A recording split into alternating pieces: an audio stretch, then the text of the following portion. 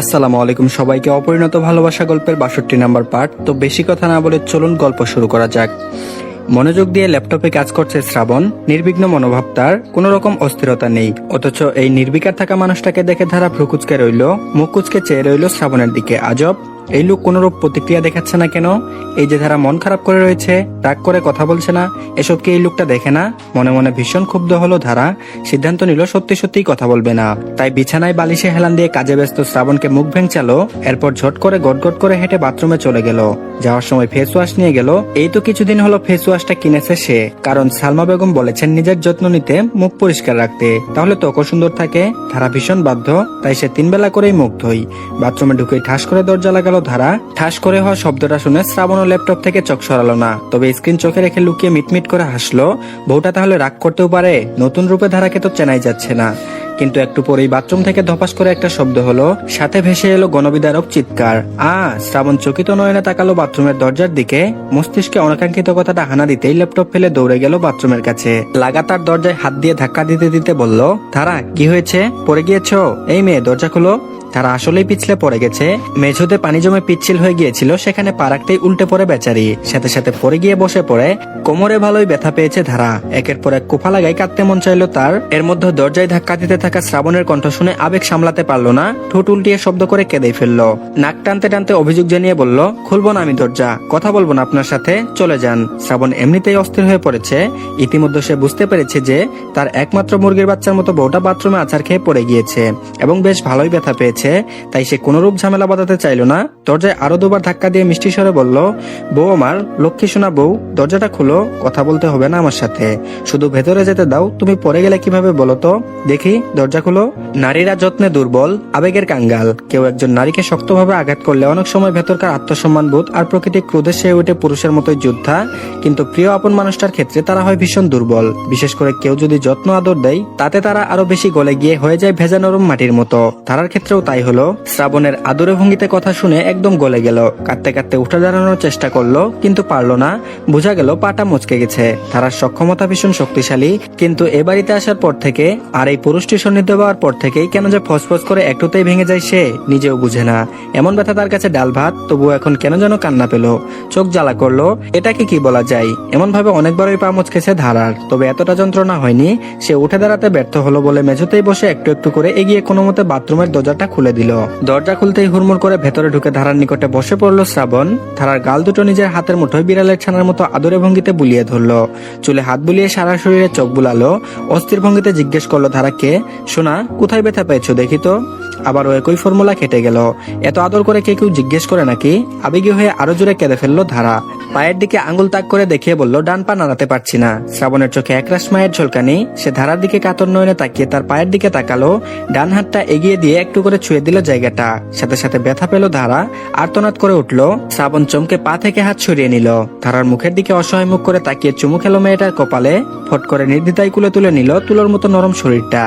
এরপর রুমে গিয়ে ডিভানে বসিয়ে দিল। গিরগিটিও বোধহয় এত তাড়াতাড়ি রূপ বদলায় না, যত তাড়াতাড়ি শ্রাবণ শেখ নিজের রূপ বদলেছে। ধারাকে ডিভানে বসিয়ে দিয়ে রাম ধমক দিল বেচারিকে। তারপর বলল, কতবার বলেছি দেখে শুনে চলাফেরা করো, বাথরুমে পিছলে গেলে কিভাবে, হ্যাঁ? সাবধানে চলতে পারো না? বেয়াদব, হুটহাট আছাড় খাও কেন তুমি? একটা কথা শুনো না আমার?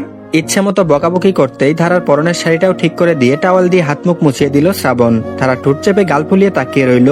ইচ্ছে করছে কাঁদতে, কিন্তু তা না করে চোখের পানি মুছলো। দুটো চোখই ঘষে ঘষে স্বাভাবিক হওয়ার চেষ্টা করলো। নিজেও রাগ দেখিয়ে বলার চেষ্টা করলো। তারপর বলল, আপনারই তো দোষ। আপনি যদি আমাকে ভাবনা দেখাতেন তাহলে আমি দ্রুতও হাঁটতে যেতাম না। আপনারই দোষ, আমি সবসময় দেখে শুনেই হাঁটি।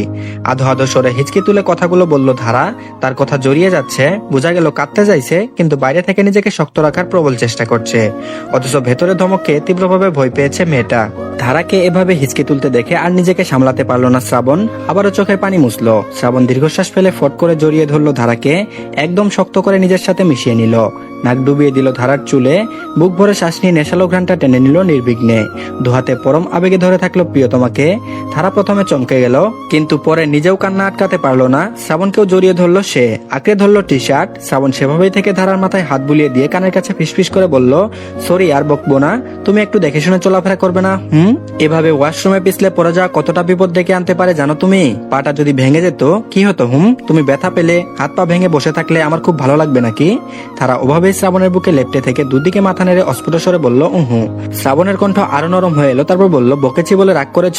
ধারা বলল উহু। শ্রাবণ বলল তাহলে আর কেঁদো না। বলেই সরে এলো শ্রাবণ, ধারার চোখের পানি মুছিয়ে দিল দুহাত দিয়ে। কপালে গুনে গুনে 3টে চুমু খেয়ে বলল কি হয়েছে? না বললে বুঝবো কিভাবে? এত জেদ করছো কেন? ঠুস ঠুস করে দরজা আটকালে, মুখ ভেঙচালে, ভ্রুকুচকে থাকলে কি আমি কি বুঝবো? বলো কি হয়েছে? তারা মাথা নাড়ালো সজোরে, বলল কিছু হয়নি, আপনি আমার সাথে কথা বলছেন না বলে রাগ করছিলাম। ভ্রুকুচকালো শ্রাবণ, তারপর বলল কিন্তু তুমি তো কথা বলা বন্ধ করলে, তুমি তো আগে রাগ দেখালে। ধারা হতবাক হয়ে বলে উঠল আমি না হয় করলাম, তাই বলে আপনিও এমন করবেন? আপনিও কথা বলবেন না? শ্রাবণ কিছুক্ষণ তাকিয়ে রইল ধারার দিকে, এরপর দীর্ঘশ্বাস ফেললো। বুঝলো তার বউ দিনকে দিন বড় না হয় ছোট বাচ্চাতে পরিণত হচ্ছে। অবশ্য এর পেছনে যৌক্তিক কারণও রয়েছে। বাস্তবতা লক্ষ্য করলে, আশেপাশের সবাইকে পর্যবেক্ষণ করলে খুব সহজেই ধরে ফেলা যায় ব্যাপারটা। সবার মতে প্রেমে পড়লে পুরুষেরা হয়ে যায় ভীষণ স্মার্ট, ম্যাচিউর, স্ট্রং পার্সোনালিটির, আর অন্যদিকে একইভাবে প্রেমে পড়লে নারীরা হয়ে যায় নিতান্তই শিশু, একটুতেই কান্না করা, ভীষণ রকম আবেগী হয়ে পড়াটা এখন একজন প্রেমিকের ক্ষেত্রে অত্যন্ত স্বাভাবিক এক বিষয়। বেচারি ধারার ক্ষেত্রেও তাই হয়েছে। তাই এসবে আর ঘাটতে গেল না শ্রাবণ। কিছুক্ষণ ধারার দিকে তাকিয়ে থেকে মনে মনে এক কঠিন সিদ্ধান্ত নিল, আর যাই হোক না কেন সে নিজের বউয়ের সাথে কথা বলা বন্ধ করবে না। এতে যদি কথা বলার চোটে অতিরিক্ত কথা শুনে ধারা বিরক্ত হয়ে মূর্ছা যায়, তাতেও পাত্তা দেবে না শ্রাবণ শেখ। সকাল সকাল খুঁজে খুঁজে অবশেষে চায়না গোলাপের ফুল গাছ পেয়েছে সাদিক। লাল টুকটুকে বড়সড় ফুলের সদ্যচারা হাতে নিয়ে মাটির রাস্তা দিয়ে হেঁটে চলেছে সে। অবশেষে দিনের প্রথম হাসিটা মুখে আনলো সাদিক। ছোট্ট সদ্য ফুটন্ত গোলাপের লাল পাপড়িগুলোর দিকে তাকিয়ে তার মনে পড়লো কণিকার কথা। মেয়েটা নিশ্চয়ই খুশিতে পাগল হয়ে যাবে এই ফুল দেখে। সে কি খুশিতে সাদিকের দিকে তাকিয়ে হাসবে না? সে কি আনন্দে আত্মহারা হয়ে সাদিককে ধন্যবাদ জানাবে না? সাদিকের একটা বাটন ফোন আছে। শহর থেকে আসার সময় সে অনেক ভিডিও সেই বাটন ফোনে ডাউনলোড করে নিয়ে এসেছিল। গতরাতে সেই ফোন থেকে একটা ভিডিও দেখছিল কণিকা। হুট করে তার চোখ আটকে যায় একটা ক্লিপে। সে দৌড়ে টিউবওয়েল চেপে মুখ ধুতে থাকা সাদিকের দিকে ফোনটা নিয়ে বিস্মিত হয়ে জিজ্ঞেস করলো এটা কি ফুল?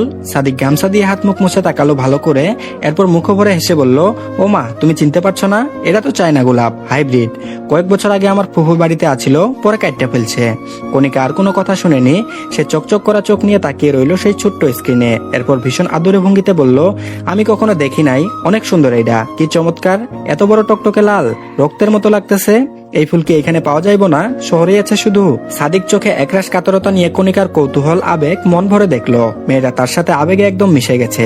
এখন আর কোনো জড়তা নেই মেয়েটার মাঝে, যা দেখে অত্যন্ত ভালো লাগে সাদিকের। কিন্তু তার মনে পড়লো যে এই ফুল শুধু এই গ্রামেই কেন, পাশে কোনো গ্রামে হইতে পাওয়া যাবে না। একটা সময় ছিল যখন গ্রামের প্রতিটা বাড়িতেই বড় বড় হাইব্রিড চায়না গোলাপ গাছ থাকতো। এতে বড় বড় গোলাপগুলো প্রতিটি বাড়িতেই সৌন্দর্য বহন করত। কিন্তু আজকাল এসব গাছ কেউ লাগায় না, আর লাগালেও যত্ন করতে পারে না। ফলে এখন এসব গাছ গ্রামে দুর্লভ বললেই চলে। যদিও মাঝে মাঝে দেশি গোলাপের গাছ দেখতে পাওয়া যায়, তবে এই ফুল যে সাদিক কণিকাকে এনে দিতে পারবে না, বিষয়টা ভেবেই মন খারাপ হলো তার। কিন্তু তার মধ্যেও একটা জেদ কাজ করছিল। সাহস করে কণিকাকে আশ্বাস দিয়ে বলেছিল আমি কালকেই তোমার জন্য এই ফুল আনবার যাব, তুমি চিন্তা করো না। শুধু কথাটা শুনেই কণিকা কত সুন্দর করে যে হেসেছে, সেই হাসি এখনো ভাসছে সাদিকের চোখে। কণিকাকে দেওয়া কথা রাখতেই ভোরে ঘর থেকে বেরিয়েছিল সে, কিন্তু ভাবনা অনুযায়ী আশেপাশের কোনো গ্রামে এই ফুল পায়নি।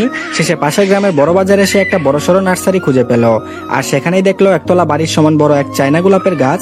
মুখে হাসি আসলো তার। পুরো গাছটাই কিনে নিতে চাইলো কণিকার জন্য। মেয়েটা নিশ্চয়ই ফুলের বদলে আস্ত গাছটা দেখে পাগল হয়ে যাবে। কিন্তু সাদিকের আশা ভেঙে গেল গাছের দাম শুনে। এত টাকা তার কাছে ছিল না তখন, কিন্তু কণিকার জন্য হলেও সে যে করেই হোক এই ফুলের গাছ নিয়ে যাবে বলে প্রতিজ্ঞা করলো। শেষে কঠিন সিদ্ধান্তে পৌঁছালো সে। সেই নার্সারির পাশে একটা হোটেল দেখতে পেল, বড়সড় হোটেল বলা চলে। কোনো কিছু চিন্তা ভাবনা না করে সেই খাবারের হোটেলে কাজ করলো সাদিক। সারাটা দিন থালা বাসন মেজে টেবিল পরিষ্কার করে মানুষের খাবার সার্ভ করে টাকা পেল যথেষ্ট। তড়িঘড়ি করে সেই ফুল গাছেরও একটা মাঝারি চারা কিনে নিল। বাকি টাকা দিয়ে কণিকার জন্য সেই হোটেল থেকে সিঙ্গারা আর নিমকি নিয়ে নিল। মাঝে মাঝে মানুষ নিজেকে চিনতে পারে না, কখন কিভাবে সুখ চলে আসে তা নিজেও জানে না। এই যে সাদিক সারাদিন খেটে টাকা উপার্জন করলো, গায়ের ঘাম ফেলে এই কয়টা টাকার জন্য খাবারের হোটেলে পর্যন্ত কাজ করলো, এতে তার কষ্ট হয়েছে ভীষণ, পরিশ্রম করতে হয়েছে অনেকটা। কিন্তু ফুলের গাছটা কেনা মাত্রই তার মুখে হাসি চলে এসেছে, তৃপ্তির এক সুখের হাসি। কণিকার জন্য কিছু করতে পেরে তার মনটা শীতল হওয়ায় দুল দিচ্ছে। নিমকি আর সিঙ্গারা কণিকার পছন্দের খাবার। নিশ্চয়ই সাদিকের হাতে এই খাবার দেখে কণিকা বাচ্চাদের মতো দৌড়ে এসে খাবে। নিশ্চয়ই সে খুশি হবে। কণিকাকে মন ভরে খেতে দেখলে সাদিক কি খুশি হবে না? অবশ্যই হবে, এতেই তার সুখ। আর যখন সেই কাঙ্ক্ষিত ফুলের চারার গাছটা কণিকা দেখবে, তখন কি সদ্য ফোটা ফুলের মতোই সে হেসে উঠবে না মেয়েটা? সেই হাসি কি দেখতে খুব সুন্দর লাগবে না? সেই সৌন্দর্য কি সাদিকের মন ছুঁয়ে দেবে না? সেই ছোঁয়া পেতেই তো এক অদ্ভুত পরিশ্রম। তো ধন্যবাদ সবাইকে। পরবর্তী পার্টির লিংক কমেন্ট বক্সে পেয়ে যাবেন, সবাই দেখে নেবেন। আর অবশ্যই সবাই আমাদের চ্যানেলটিকে সাবস্ক্রাইব করে দিবেন। তো ভালো থাকবেন সবাই, আল্লাহ হাফেজ।